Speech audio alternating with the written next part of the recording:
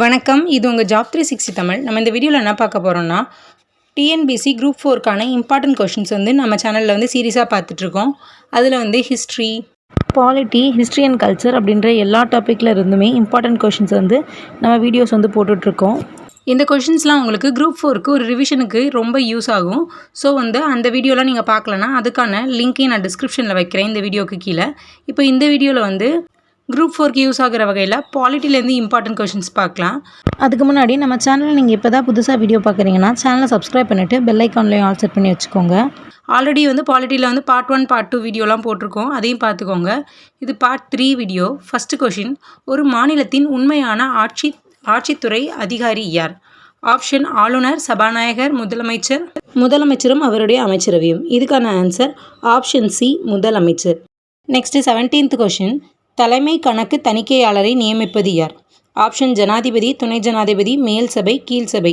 இதுக்கான answer option ஏ, ஜனாதிபதி. So next 18th question, கீழ்கண்டவற்றில் அரசியலமைப்பு சட்டத்தில் குறிப்பிடப்பட்டுள்ளவை எவை?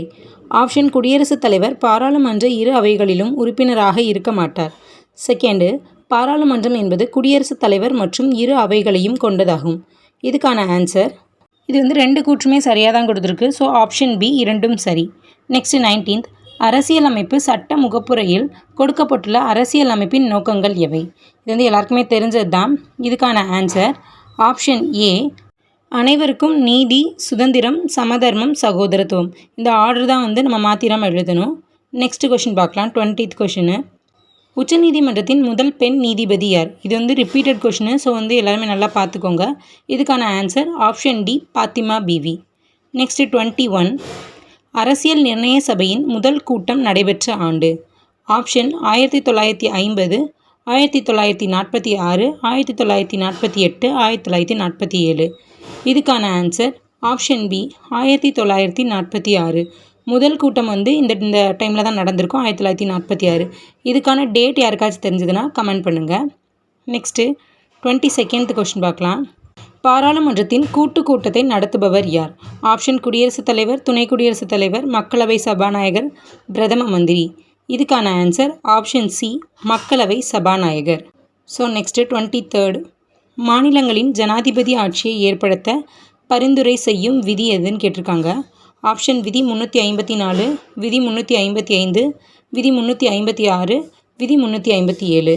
இதுக்கான ஆன்சர் ஆப்ஷன் சி, விதி 356. நெக்ஸ்ட் கொஷின் பார்க்கலாம். 1953 மாநில மறுசீரமைப்பு குழுவின் தலைவராய் இருந்தது? ஆப்ஷன் கேஎம் பணிக்கர், ஹெச்என் ஹச்ரு, பைசல் அலி, ஜவஹர்லால் நேரு. இதுக்கான answer option A, KM Panicker.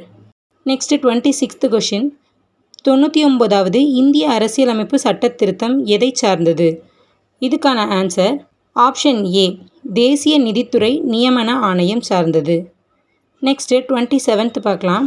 27th, ஆளுநர் அவசர சட்டம் இயற்றுவதற்கான அதிகாரம் எந்த சரத்தில் உள்ளதுன்னு கேட்டிருக்காங்க.